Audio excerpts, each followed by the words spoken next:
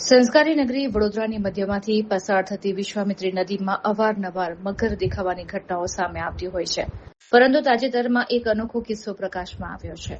Vadiwadi fire સ્ટેશનને માહિતી મળી હતી કે નદીના પાણીમાં એક મગર મૂર્છિત અથવા તો મૃત હાલતમાં પડેલો છે. આ સ્થિતિમાં વન વિભાગે તાત્કાલિક ફાયર બ્રિગેડની મદદ માંગી હતી.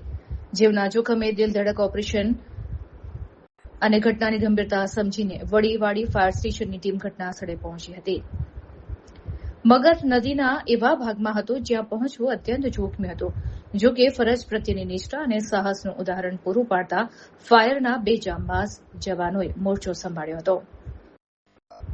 માનસિંગ સોલંકી અને ગણેશ નિઝામા આ બંને જવાનોએ પોતાના જીવની પરવા કર્યા વગર નદીના ઊંડા પાણીમાં ઉતરીને ભારે જહેમત બાદ મગરને સુરક્ષિત રીતે બહાર કાઢ્યો હતો. શરૂઆતમાં મગર મૃત હાલતમાં હોવાની શંકા હતી, પરંતુ સાવચેતીપૂર્વક રેસ્ક્યુ કરીને તેને કાંઠે લાવવામાં આવ્યો હતો. ત્યારબાદ જવાનોએ આ મગરને આગળની કાર્યવાહી અને સારવાર માટે ફોરેસ્ટ વિભાગને સોંપી દીધો છે.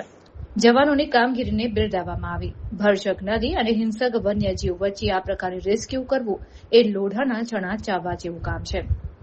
માનસિંગ સોલંકી અને ગણેશ નિઝામાની આ બહાદુરીને વહીવટીતંત્ર અને સ્થાનિક લોકો દ્વારા બિરદાવવામાં આવી રહી છે. ફાયર વિભાગની આ સમય સૂચકતાને કારણે એક વન્યજીવનું રેસ્ક્યુ સફળ રહ્યું છે.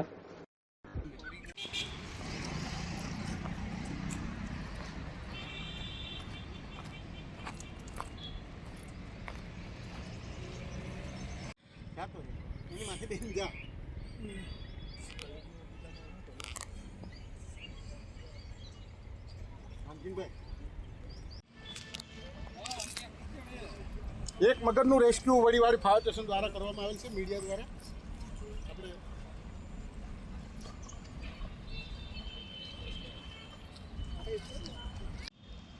આપણે આ બાજુ ત્યાં નીચે રાખો ને આ બાજુ ફરી જશે. નીચે રાખો, નીચે રાખો ત્યાં.